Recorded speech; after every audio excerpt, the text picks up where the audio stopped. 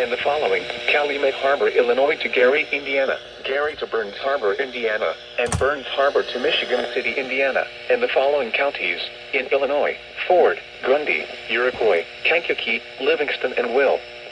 Remember, a severe thunderstorm watch means the conditions are favorable for the development of severe weather, including large hail and damaging winds, in and close to the watch area.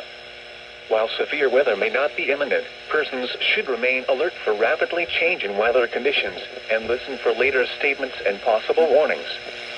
Stay tuned to NOAA weather radio, commercial radio and television outlets, or internet sources for the latest severe weather information.